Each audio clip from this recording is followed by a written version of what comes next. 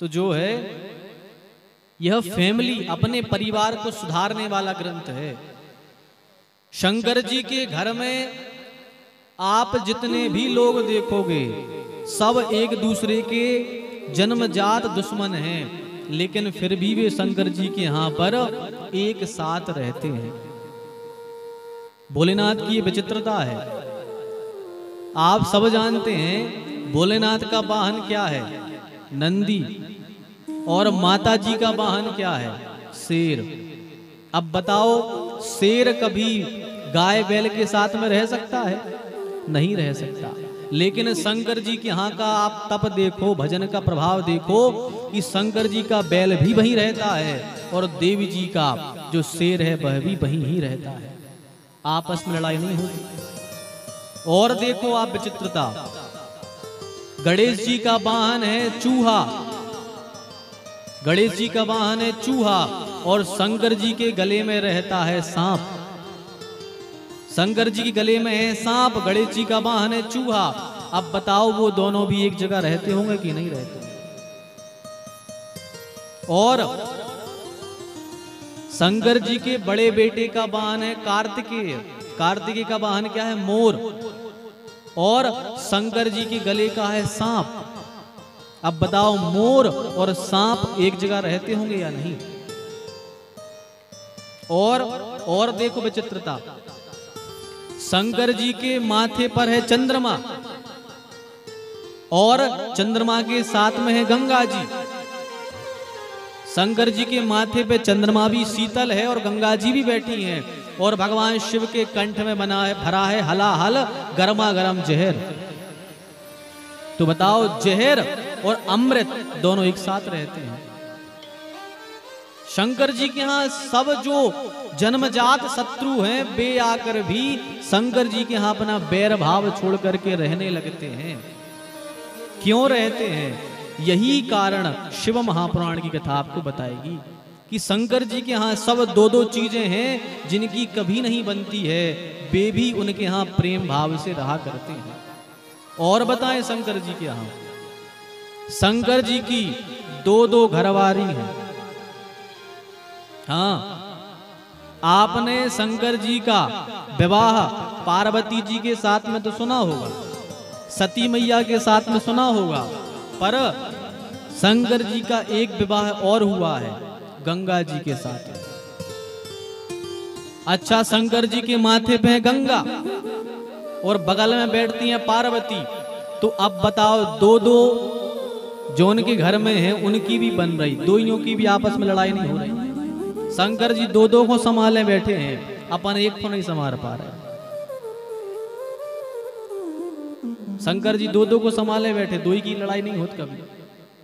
बे इनसे नहीं चढ़े, बे उनसे नहीं चढ़े। यह भी कथा सुनाई जाएगी आपको कि शंकर जी का विवाह गंगा जी के साथ में कैसे हुआ, यह कथा भी आएगी। तो भैया शंकर जी की कथा है जो शिव पुराण है, यह हमें फैमिली में हमें अपने परिवार को सुधारना बताती है कि परिवार में कैसे रहना चाहिए। क्या करते हैं शंकर जी और सभी लोग जिसके कारण उनके स्थान पर कभी भी लड़ाई नहीं होती है, यह सूत्र आपको यहां से बताए जाएंगे।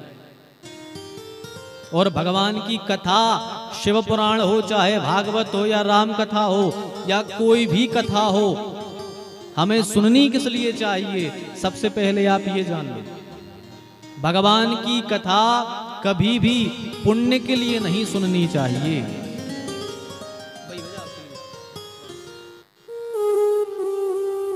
भगवान की कथा है जो कभी भी पुण्य के लिए नहीं सुननी चाहिए कि मात्र पुण्य लेने के लिए यहां आ जाओ।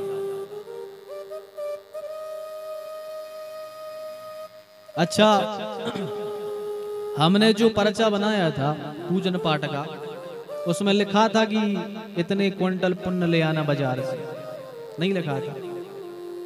अब चलो, अच्छा हम भूल गए होंगे, आप हरे सामान ले गए होंगे, सौदा ले आए हो पुण्य क्विंटल 2 क्विंटल नहीं ले आए।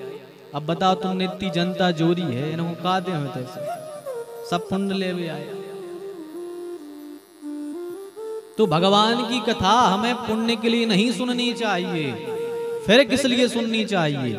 भगवान की कथा हमें अपने जीवन को सुधारने के लिए सुननी चाहिए। हमारे जीवन में कथा सुन करके परिवर्तन आ जाए, इसलिए हमें भगवान की कथा सुननी चाहिए, ना कि हमें पुण्य के लिए कथा सुननी चाहिए।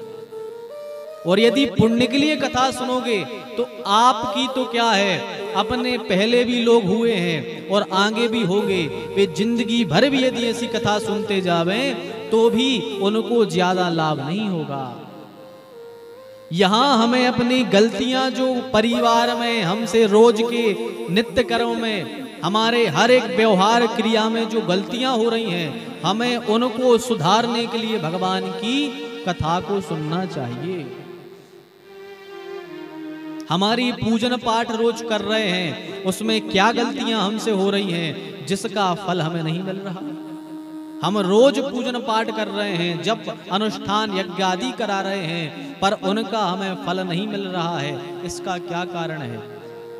इन सब को सुधारने के लिए, इन सब चीजों को यथावत करने के लिए हमें भगवान की कथा सुननी चाहिए। आपको पता है हवन 7 प्रकार का होता है। अग्नि नारायण की 7 जिह्वा हैं, 7 जीव हैं अग्नि नारायण की। और किस अग्नि में हवन करने से हमें फल मिलता है, यह तो हमें यह भी नहीं पता। अपन तो केवल हवन करते हैं, पर हवन पता है अपन कौन सा करते हैं घर में?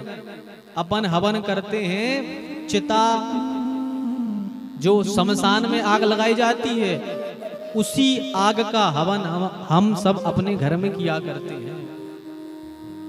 इसलिए हमें अपने पूजन पाठ का फल नहीं मिलता। तो इन सब चीजों की चर्चा शिव महापुराण में होगी। जो हमसे नित्य कर्म में रोज अनेक हमसे गलतियां हो रही हैं, इन सब की चर्चा आप शिव महापुराण में श्रवण करेंगे।